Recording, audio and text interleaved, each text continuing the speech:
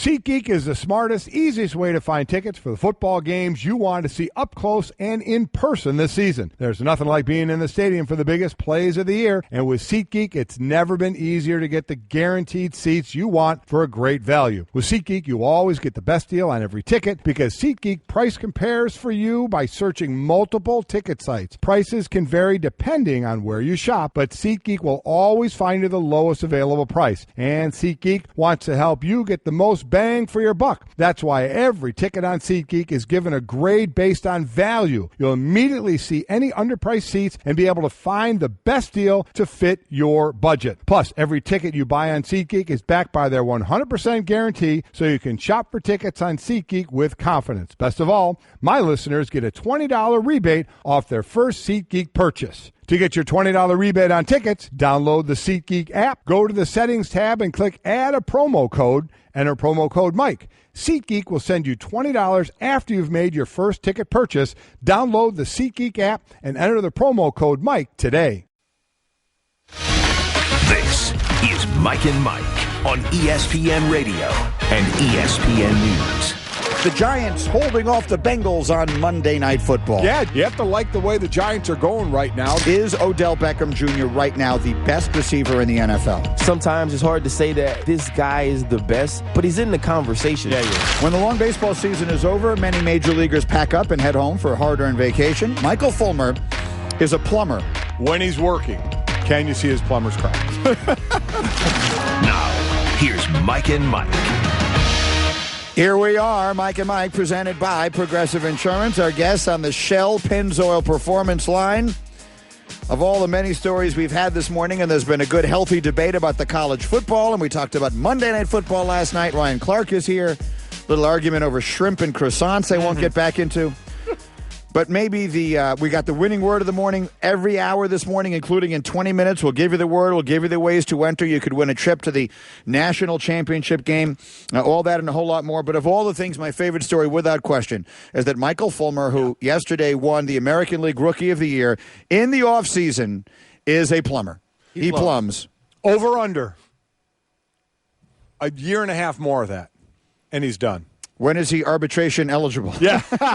I guess I should have found that it's going to be a while. He says he does it because he likes it. Look, he made $500,000 this year. That's a lot of money. Here's the next thing, and I don't know anything about him. Does he have a wife? Does he have kids? I mean, once that starts to get involved, and he's obviously making really good money, again, is that going to – I think it's a cool thing. Bro, Listen, I'm not plumbing if I ain't got to. But you know what? I guess the point is, think of something that you would really enjoy. He don't enjoy it that much, Golic. Well, he ain't doing it for the money, Ryan. He made $500,000. Listen, but now he made $500,000, and he's going to keep it up because I think it's like, it's a cool story and stuff. But when he gets his dough, he's going to stop plumbing. Oh, I agree. I agree. I absolutely agree with you. He works at his friend's uncle's plumbing outfit, does all the plumbing things you'd expect him to in the Oklahoma City area, which includes digging ditches, changing sewer lines, replacing pipes, exchanging water heaters, sinks, faucets, and fixing leaky toilets. I'm glad he enjoys It's not it. an easy job. He's 22 years old, by the way, 22. I'm glad he enjoys it, but it ain't going to last. I'm kind of with Golic on that one. Part of it, he says, is a good workout, the digging out of 6-foot ditches all the time and shoveling quite a bit. So it's a different type of workout. It helps before I start working out in the off-season. You feel that, right, Greeny, all the ditches you dig? Well, I've dug a ditch, and I'll tell you right now, that's outstanding work. It's good for the tries. I find it good for my lats. I did that after the clean and jerk. I clean, then I jerk, and then I you clean? yeah, I clean. Jerk, and then I dig a ditch. Oh, my God. Those are the three things that I do. Begging we move on so I don't have to I don't even know what. And then you get your smoothie protein shake. I get the fruit smoothie with the 2 scoops of the protein. Are you making your own protein shake yet? Sometimes. Oh, God. But I like it better when I go get it from a place because they make it with all the fruit and everything. I just mix the powder like with some almond milk. Right, like real men. It's not as, what's that? Like a real man. Like a real man? Oh, yeah. A real man, yeah. I don't pretend to any real man things. So I like going to the place where they make the smoothie for you, and they put all the fruit in it. It's very tasty. And then they just put the protein powder in there. It's very good. Mm-hmm. Is that not good? Is that not okay? So that's not an okay smoothie it's fine. How long does it take you to get there? Like 5 minutes. Okay, because you only have 45 minutes to take it. It's just so easy to make at your house. You got a blender. You got the ingredients. Just make it, and boom, you're done. Why can't he just get a shaker? I'm not a blender. Do that as well. I don't blend. Shaker with the ball in it. I'm not a big fan of blending.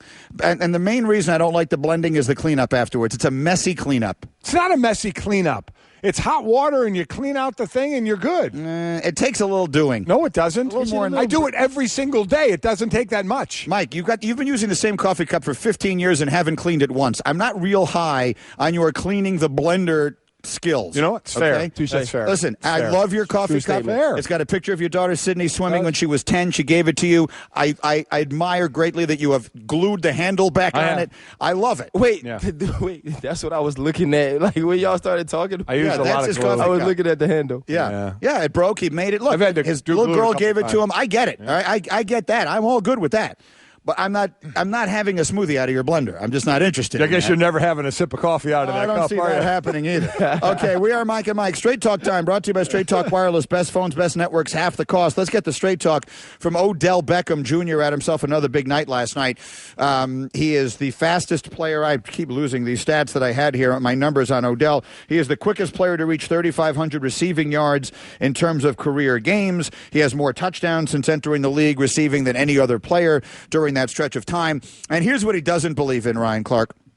Ryan, if you play golf, I know this is where I learned this lesson, that it is all about the process, right? You don't start thinking about, okay, I want to shoot 78 today. You think about, I want to make a good swing right here. Mm-hmm. It's just this hole, this shot, this moment. Odell Beckham doesn't really think about things that way. We're really looking forward to February 5th in Houston. That's the goal, obviously. I probably said that the past 2-3 years since I've been in the league, but I feel real confident in this team. This defense is a Super Bowl defense. This is a playoff defense. And in offense, we're working to get better each and every day. And I can kind of just feel this team gelling and molding, and everybody, the O-linemen hanging out with the receivers hanging out with the DBs. Everybody's just, we're excited about the opportunity, and I think we got to make the most of it. Games like tonight where we're playing this team and 3 times in a row, defense comes up with a stop, and offense is like, finally, we got to do something to end the game. Don't even put the defense back on the field. So we're making strides. We're heading in the right direction. While I will say, talking about Odell Beckham, proposing to the net was quirky and fun for talk radio.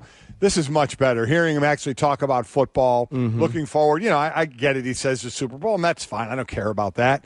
But to talk about football and how the team's doing, while the quirky side is nice occasionally, this side is better. And it's better all around for the team. Yeah, I agree with that as well. He's playing well. The team is playing well.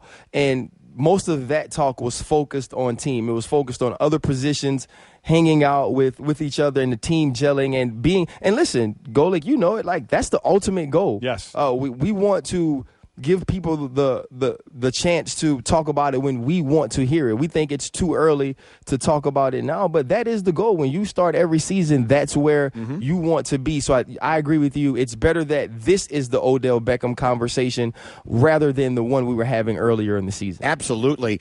So you look on the Giants side of things, and you want to talk about money well spent. They lost every game like this last year, right? They lost 4 games last year in which they led in the fourth quarter. They lost 3 in which they had double-digit leads in the fourth quarter. Yesterday, they took a 1-point lead early in the fourth quarter, and they hung on for dear life. And that is, and Ryan, I'd love you to explain this as a defensive player. Mike, you played defense in a slightly different era. Defenses could dominate generally in your era a little differently than they can now because of rules and such. The game is so skewed, especially in the fourth quarter, for offenses to find ways to score. Look at Dallas and Pittsburgh this past week with all those lead changes. So unless you're Denver or Minnesota, we can sort of dominate all game. As a defense, you just need to make a play. If the Giants had made 2 defensive plays all of last year, they'd have been in the playoffs. Right. Now they go out, they spend all their money on these guys, and they just find a way to make a play, and they wind up winning all these close games that they were losing last year. Well, no, that's exactly it, Greeny. But this league, and Golic will tell you, that's what this league is. This league is a bunch of one-possession games. It's who can keep a team out of the end zone. It's who can score a touchdown when they need it most late in the fourth quarter. And what we've been seeing from the Giants is not only is that money well spent defensively paying off, but you're seeing guys like Landon Collins making plays night in and night out. You're seeing Ben McAdoo have the opportunity to scheme and start with the early scripted 15 and play off that the rest of the game in order to get the lead late. And so when you're the Giants and you obviously have this vast amount of talent, which I think they do, both through guys they've drafted and guys they went out and got in free agency. It's always good when that starts to show in the wins and loss column. And last night was just another chance for this Giants defense to take a step into the direction that we thought they'd be going when they signed all these guys in the offseason. Yeah, the stat, they've won more games. I'm sorry, but I didn't have my sheet. They've won more games decided by 3 or fewer points this season than they had in their previous 4 combined. Yeah, listen, the defense is playing better. Now, they're not loading it up by numbers with sacks. They only have 14, but they're getting pressures. You look at that fourth quarter, and again, the fourth quarter is a key. They lost 5 games last year and leading in the fourth quarter. They were giving up almost 9 points in the fourth quarter. This year, they're giving up just a little over 5. They're tied for the best, or right now, I think they're in the top 10 of that. Last year, they were tied for the worst in that. They're getting pressures. Think about that fourth quarter when you're protecting that lead. 11 of the dropbacks Dalton had, 7 times he was pressured or under duress. So while that's why I say it always doesn't show up in the box score of actual sack, when you pressure the quarterback, you can pressure them into bad plays. And that because this Giants defense was always known for the NASCAR package, right? That great front 4 rushing where they put those numbers up, those big sack numbers up. They don't have those big sack numbers right now, but they're playing the run better and they're getting pressure. And I think a huge thing, if you look at the games last year, and it's kind of tough to talk about this really quickly, but every time it got to late in the fourth quarter, they were trying to keep teams out of the end zone.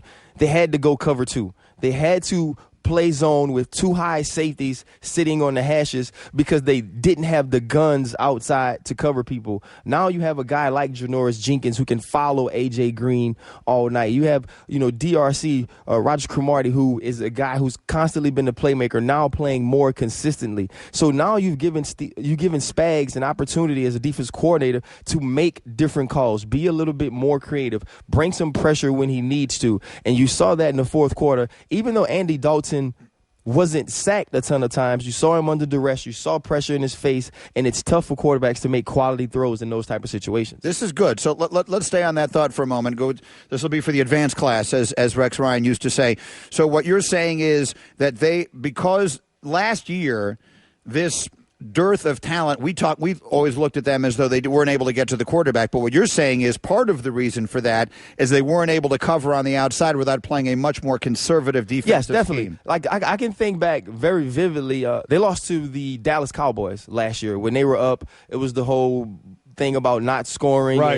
It was the first game of the season. The first game of the season. Whole thing about not scoring. I remember Brandon Merriweather, who's a friend of mine, I remember watching the game, and the reason they were able to move, if you remember, Jason Witten would just sit down in front of the middle runner. So when you have cover 2 and you're playing a Tampa 2, which is Tony Dungy, Coach Herm, all those guys, there's 2 safeties that sit high on the hash, and you run your middle linebacker deep down the middle of the field, and he goes to passing strength. So he'll go to the 2 receivers.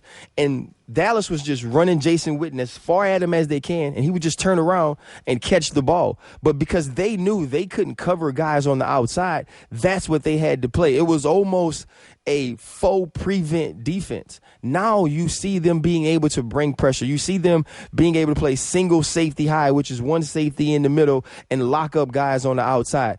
That's what getting people helps you do. That's what going out and seeking Janoris Jenkins and DRC playing at a different level, Landon Collins now developing, allows you to do. And that's the difference in this team with the flexibility of making calls. Witten had 8 catches for 60 yards and 2 touchdowns in that game. Straight Talk Wireless, nationwide coverage on America's largest and most dependable network. So that's good insight from Ryan Clark. But Golic, let me ask you this. There are still 2 major demerits, if you will, on the Giants' resume. They can't run it.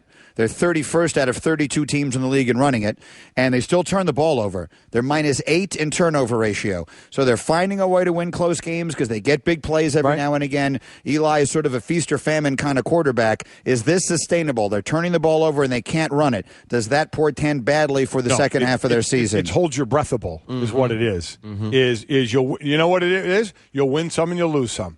So that's where you hold your breath. Last year they lost them. This year you can win them. And right now, that's why I said they're 6-3. They play Chicago and Cleveland. Have to notch those 2 wins. You got to be 8-3 before you finish up your last. It's tough. You got a tough finishing schedule, and it's tough for me to say. You'll go either way. I mean, you just can't count on it when you can't run. When you can't.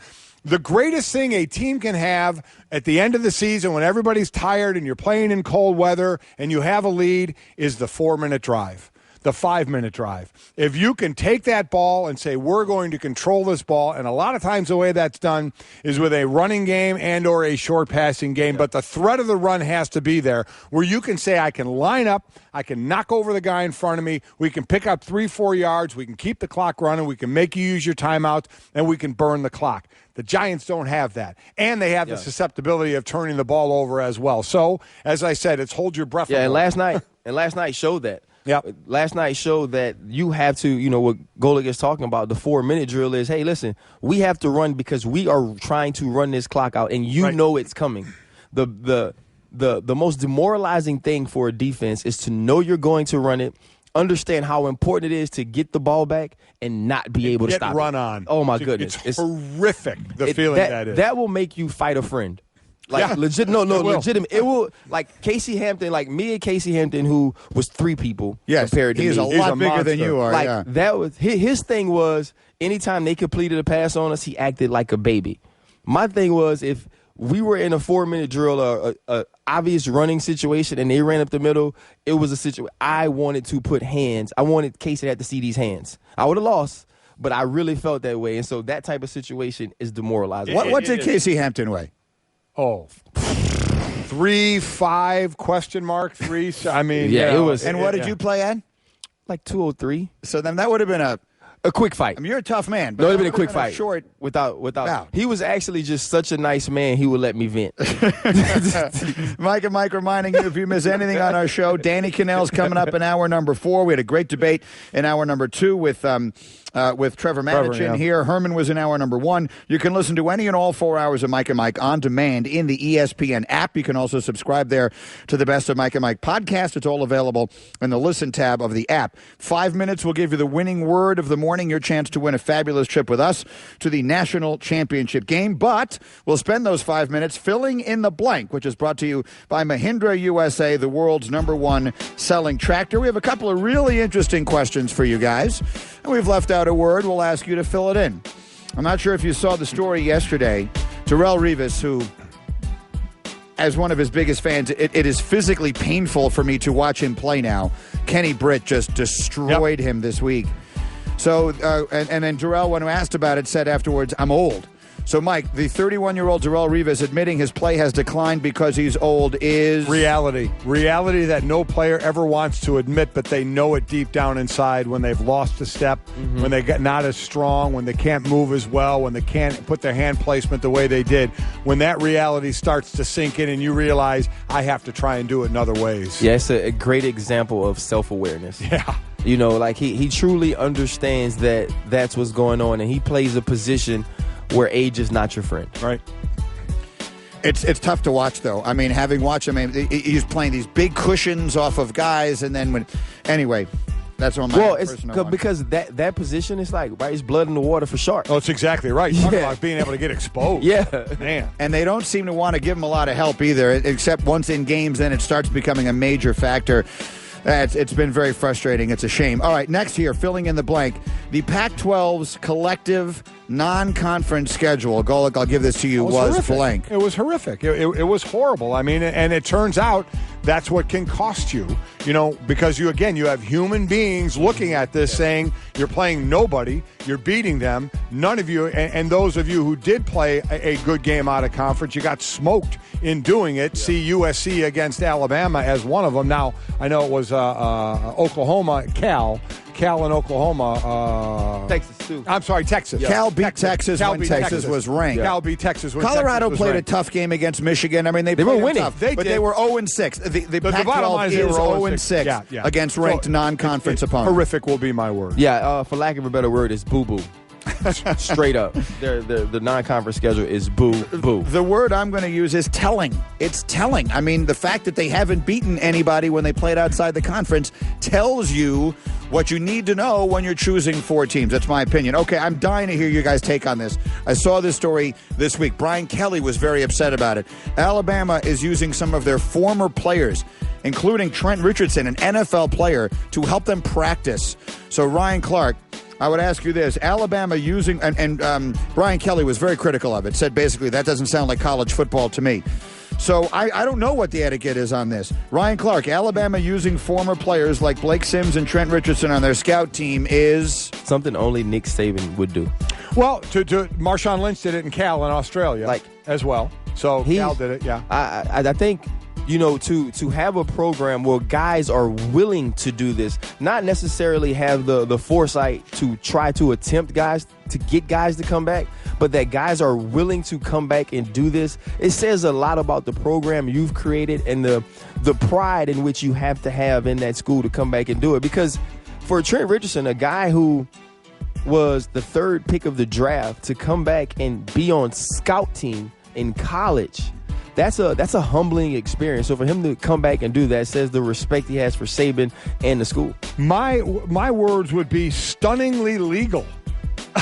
And I heard my son Mike, who's out in L.A. doing Sports Nation with Beadle and Marcellus, and they talked about this, and that's when he said, that's what Mike said, and I agreed.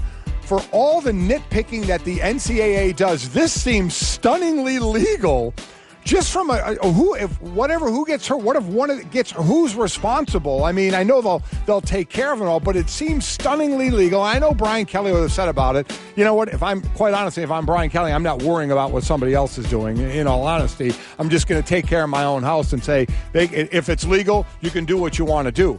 I'm stunned this is legal. I really am. Because you're taking guys who have no eligibility and can't play, who were pros or not, and coming back and playing against college kids. I just think of somebody, these guys have left college and become men, some men in the NFL who could be running over college people. It just, for all, and I'll say again, I agree with my son. For all the nitpicking of the little things, this seems stunningly legal to me, but it's legal. It is legal. So if a team wants to take advantage of it and do it, hey, more power to you. I want to talk about this more. I'm up against the clock here. We will get back to this a little later. It's an interesting topic we will revisit as we continue. And Tom Coughlin is going to join us. But right now we have to do this. Again, winning word of the day every hour this morning because it's your last chance, last day. We've taken a winner every single day for 3 weeks, and today is the final day as we're going to give you the word right now, and you and a guest can be on your way with us to the national championship game in January. Thanks to AutoZone again for allowing us to bring 15 winners with their guests to this trip. And today's word, you should enter it both ways, Golic will give you, is finale. Yes, it's an unfortunate word choice by Brooksy because it's not as easy to spell as I would like. But the word is Finale. The word is finale, and you should enter both of these ways right now. So text that word finale to 777-000 or enter it online at Mike's Road to the CFP.com. Again, this is the last day, gang. Everybody jump in. Try and be that last winner. We'll have 15 total. Text the word finale to 777-000 and enter it online at Mike's Road to the CFP.com. So please jump in on that. Enter both ways to double your chance, and we are looking forward to bringing you with us to the college football national championship game. Ryan is here, and coming up next, we will bring Tom Coughlin into the conversation. He was honored last night by the Giants, and certainly very well Best deservedly. So I've had in football. What is? It was a great conversation I had with him in football. It changed my life. Really? Okay. Well, I look forward to that story as well. We'll do it next after this word from AutoZone, Mike, where they're doing everything they can to put you in your zone, whether it's getting you the right part, giving you the helpful advice you need. They'll always help you get there. Yeah, and they're helping you get to the national championship game with us. Your last chance today. We're giving you the word and the 2 ways to enter to win the Mike and Mike College Football Playoff Sweepstakes, again, presented by our friends at AutoZone. They have been great throughout this. Can't wait to hang with everybody in Tampa Bay. But also, AutoZone is going to help get you there with thousands of parts in stock and helpful people that are going to guide you. They've got everything you need to tackle your auto maintenance and repair projects with confidence. So get in the zone. AutoZone. Visit Mike's Road to the CFP.com for all the rules. That's Mike's Road to the CFP.com. We look forward to seeing you at the national title game. We're back after this on Mike and Mike.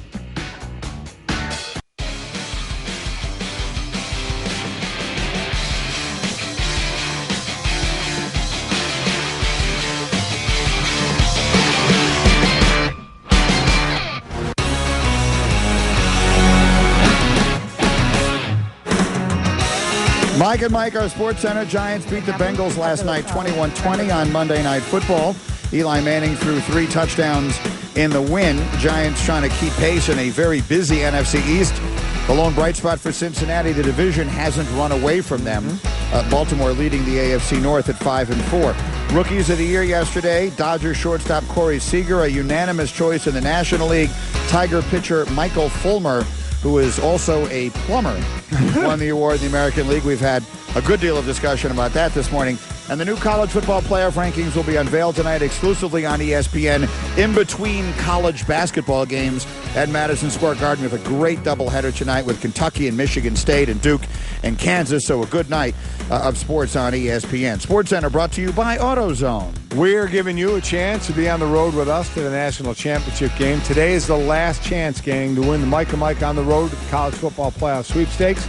It's presented by AutoZone. Visit Mike's Road to the CFP.com for all the official rules. All right, we are Mike and Mike. We're presented by Progressive Insurance.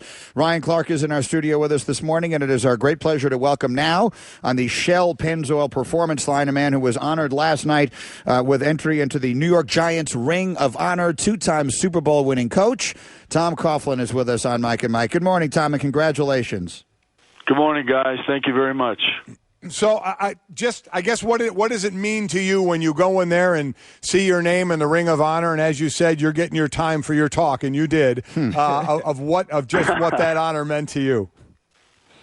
Well, the significance is, when you look back at the 92-year history of the New York Giants, and you think that with last night's 3 inductions, there's 42 men been recognized.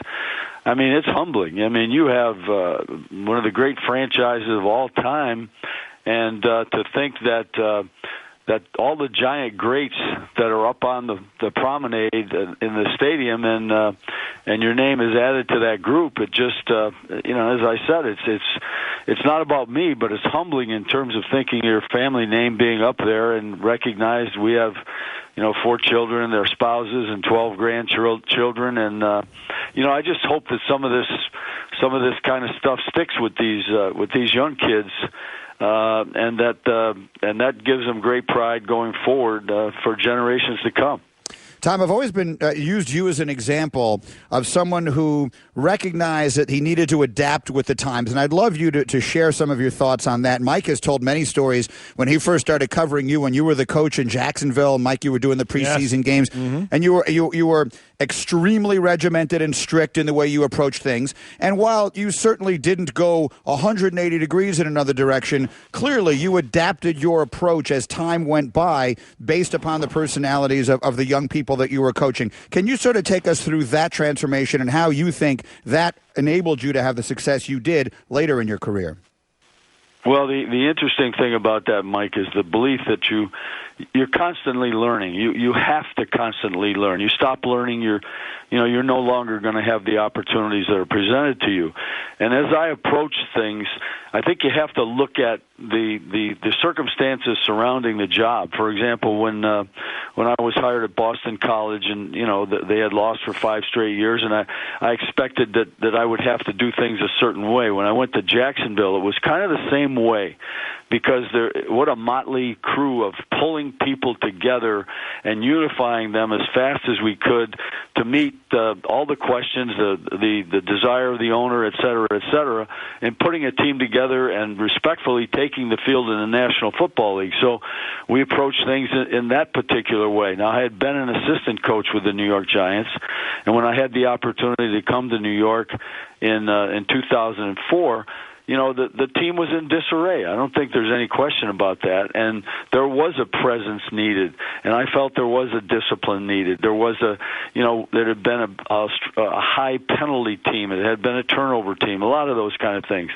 Well, when we got started, it was, the first year we integrated our new rookie quarterback halfway through the season into our scheme, and then, we won. In 04 and 05 we won. In 06 we came back and went 8-8, and then really it became very much. I became very much aware of the fact that I had to do something, because the media hated me. People were saying things. Even the players were a little bit affected by all of that. So, I sat down and I went nose to nose with the media people, all the media writers. We brought them in. Pat Hanlon was very instrumental in helping me there, and we just took the gloves off and back and forth. And the realization that these men and women were all looking for an opportunity to do their job as best they possibly could, and I wasn't helping them. And I'm a blue collar guy, and I take great pride in the work ethic. And so I thought, you know what, I can do a better job of this. I do have a responsibility here to communicate. Now, certainly I'm not going to share everything, but I can be more open about what's going on. And then that in tune turned around, and I approached my team differently. I named a leadership council, and I allowed the Strahans of the world and some of our players to really have an impact on some decision making, and I used it as a source of communication, because I wasn't really sure that my messages were getting home to all the rookies, the veterans, all the guys with different thoughts, et cetera, et cetera. And what was needed, number one, was for us to become one. We needed to become a team. We were a little bit disenfranchised. We had different people who did things on an individual basis versus team. So that was the approach that we took. And the players began. One of the guys, Charles Way, said to me, "Why don't you let the team see you as you are with your grandkids?" They would come out to practice. I'd roll around in the grass as any of us would, with a little guy stumbling around with a football, and so on and so forth. So I thought, okay, I'll let my guard down, and I'll show who I really am, the kind of individual that I really am. And I think that naturally started to build into our team. And then we felt good about our team coming out of camp, and we go 0-2 in 2007. So right away, something drastic has got to happen. And, of course, we go to Washington and win that big game down there. But the idea being that the adjustment was made, and it was a good adjustment, to incorporate our players into the idea that ownership, they were to take ownership of their own team, and they did. And by and large, what we were able to do from that point on was to incorporate. We didn't change any of our values. We didn't change any of the things that were most important to us, the qualities, the characteristics, the leadership, the discipline. Those things remained in place. And the thing that's always referred to is the 5-minute deal. The Coughlin's 5 minutes, and the famous Strahan, I'm 3 minutes late, 2 minutes. I'm 2 minutes early, 3 minutes late deal. Mm-hmm. So that became what people really thought of our situation, but our players knew more than that, and it became one of those things where the team united, and we really rallied around certain things. You remember Greg Gadsden was involved with that team in 2007, and that's kind of where it took off from. And so the idea that you're constantly learning, you must change, you must continue. I always use anything in the world, other sports, other disciplines, the business world, whatever I could utilize to make my points with our team, I would do that, and the players responded. Mike and Tom Coughlin is with us. Tom Coughlin, we want to make sure everyone is aware, by the way, of the J Fund Foundation, which Tom created in '96 in honor of Jay McGillis, who was a player under you, Tom, at Boston College, and he lost a battle with cancer, and you've been fighting ever since, and you can support families tackling childhood cancer today. I'm going to spell the name of the website. It's TCJ Fund, so Tom Coughlin, tcjfund.org. You can also follow them on social media at TCJ Fund. Quickly, Tom, what's the next mountain for you? There's a lot of talk about you possibly coming back and coaching again. I know you were in the booth talking about it last night. You're doing some work with the league. What's the next mountain to climb for Tom Coughlin? Well, right now I'm working with the league, and our interests are completely in the improvement of the game, and that's where my focus is. I'm on all the committees, the competition committee, the player safety committee, the GM committee, et cetera, and all these things as we watched the weekend, and it was a good weekend of professional football, and the quality of the game seemed to come back intact with a lot of games. The Dallas-Pittsburgh game, Kansas City-Carolina, and the things that have happened in the game that keep you so sharp in terms of New Orleans lines up to kick an extra point to win the game, to put them ahead. It's blocked. It's a 2-point deal the other way, and so even that aspect of the game, New England, Seattle, so the whole deal, the way Kansas City and came back from 17-3 to win. So it was a good, solid weekend. But we're trying to figure out where adjustments need to be made, how rules have to be adjusted. interested. Player safety is such an important thing on our desk, and we're trying to work on that as well. And the idea that, I've been asked many times about the coaching aspects of it, Mike. I think one of the things people have to understand and remember is it takes two to tango. I can have whatever goals or thoughts I might have in my mind that might not even be stimulated at this point in time, but there has to be someone that's interested as well. So I'll stay right with that at this point in time. But I am interested in the game. I'm grateful to Roger Goodell for keeping me involved in the game. I love being in the command room, where Dean Blandino and Al Riveron do an exceptional job, and they are cool customers, by the way they deal with everything. There's, every game is on. They are called upon for scores and for penalties, for challenges, for balls on the sidelines, and some of those things, and they do a good job from that standpoint. Tom, it's a pleasure as always. Thank you, and again, congratulations on a special night last night. Thanks, well deserved. Tom. Thank you. Thanks, guys. Appreciate the time. That's Tom Coughlin with us on the Shell Pennzoil Performance Line. Cue the Victory Donuts. Pennzoil Synthetics and Joey Logano lead the pack to the finish at Phoenix International Raceway. It's a good day to be driving with Pennzoil. Real quick, when I worked the Jacksonville games and talked to Tom a lot when I was at camp, and I was in his office a lot. I enjoyed that time there, except he took that stinking picture with him everywhere. The picture in 1993, the last second field goal, I think the kid's name was David Gordon, who his time expired, Boston College beat Notre Dame when he was a head coach at Boston College, 41-39, and that picture goes everywhere, and I wanted to steal it. There are a few things I want to react to in our conversation with Coughlin. We'll do it next with Ryan Clark after this on Mike and Mike. Start your day with Barbasol Shaving Cream, America's leader for a close, comfortable shave.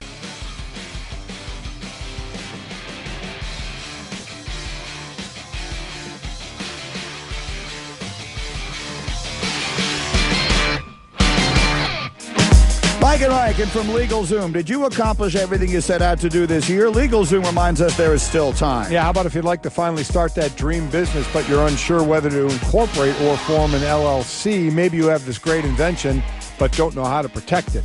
Well, LegalZoom's network of independent attorneys available in 48 states, they can help without billing by the hour, since LegalZoom is not a law firm. Take control of your future now at LegalZoom.com. For special savings, enter Mike at checkout, LegalZoom.com. All right, a few more minutes with Ryan Clark in our studio.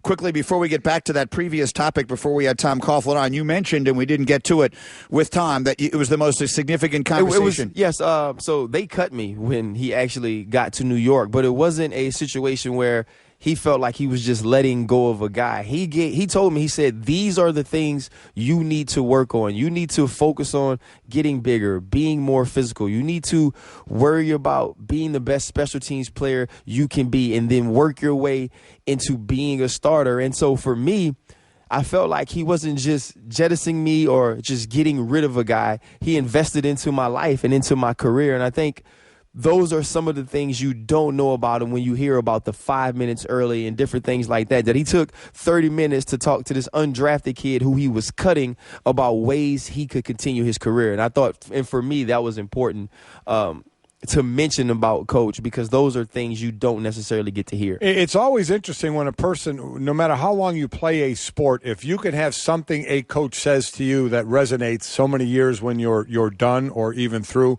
that's impressive. That's a great story. Because going up to playing all the way in professional ranks, you go through playing with a lot of head coaches, assistant coaches, coordinators, and such. So if you can remember one or two that said something to you that resonates, that means a whole lot. Yeah, and now he may very well wind up in the Hall of Fame. That's a good story. All right, SportsCenter brought to you by AutoZone. We're giving you one last chance to be on the road with us to the national championship game. Today's your last chance. We're going to give you the word one more time, a half hour from now, and you could win the contest, Mike and Mike on the road to the college football playoff sweepstakes, presented by AutoZone. The official rules are at mikesroadtothecfp.com. All right, quickly, because we didn't get enough into this earlier, we were a little crunched for time. So Alabama is using some of their former players, including Trent Richardson, who had, while a disappointing, a significant NFL career. He is an NFL player.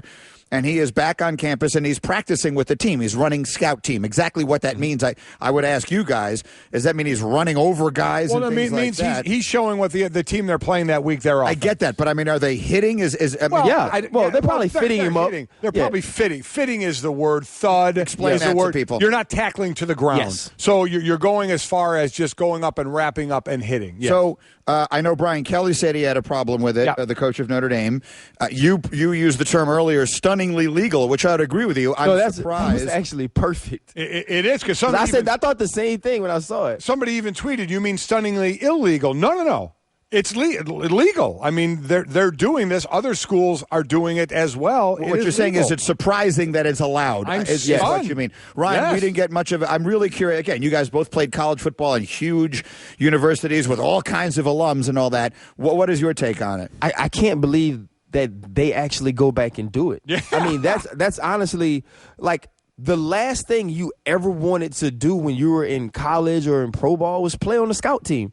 That was it. Like, if there are guys that walk on who at LSU, when you're a walk on, you might wear 41 to practice, but the number on your shorts would be like 141. Right, because they don't have enough numbers. And so those guys are usually the scout team guys. And it's tough to be a scout team player when you're running up against the stars of the team. So to humble yourself enough after having an NFL career, being a top 5 draft pick, number 3 actually, and going back to do that, there's no way on God's green earth you can get me to go basically be a tackling dummy. No. And so I think it just says so much to me about who Nick Saban is, that he can get these people to come back and do this. I'm amazed, because maybe you get quarterbacks, because quarterbacks aren't getting hit by anybody. So you get a guy that wants to go back and throw the ball around as a scout team quarterback. That's fine. He's not getting hit. But a running back's getting hit. And think about it. Trent Richardson went back to play Leonard Fournette.